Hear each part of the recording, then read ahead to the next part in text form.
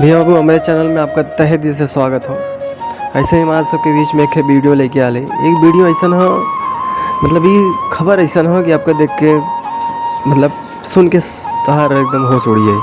मतलब ये खबर फिल्मी टाइप का। एक अमीर लड़कियाँ रहा और वो अमीर लड़कियाँ जाके ओके प्यार हो जाला सैंडविच बनावे वाली, यानी कि टिकिया समोसा बनावे वाली लड़के से। उससे वो प्यार हो जाला। लगभग 2-3 साल से वो प्यार उनका आपस में चलत रहा। तो एक दिन वो अमीर लड़की अपने मम्मी के लेके आवला मिलाव बदे वो लड़की से।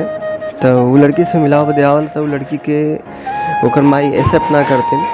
तो लड़की के मन में एक बात होला कि लड़की से पूछिएला कि भाई कितने दिन से तू रिलेशन में हो, इनके कितने दिन से जानत हो।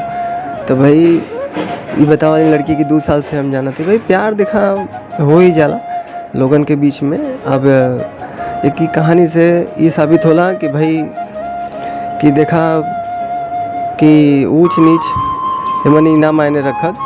और ये सब चीज़ देखा प्रकृति के देन हो। अब ये अमीर है, वो अमीर हो, ये गरीब हो, अब इससे कोनो फर्क पड़े वाला हो ना। लेकिन जब जेके भाई पसंद बा तो पसंद बा, तो भाई यह कुल बात हो। तो ये खबर से ओकर माई कहलेंगे भाई समाज का कही के का कही। तो ये कुल चीज़ के लिए कि भाई जेके रखे के बाद तो भाई समाज तो थोड़ी नहीं देखी, वो तो भाई वो अपन रखबे करी। तो भैया बाबू यह कुल बात हो। तो भाई खबर कहाँ तक गई कहाँ तक ना गई देकर खबर हमके ना मालूम, लेकिन इतना मालूम हो कि भाई वो दोनों आपस में रहन, वो सबका आपस में प्यार रहल। तो यह कुल बात हो भैया बाबू। ऐसे ही आप सबके बीच में न्यूज़ लिया आवत रहा, ऐसे ही आप सबके बीच में आवत रहा। और हमारे चैनल के सब्सक्राइब करा, प्यार दे, दुलार दे।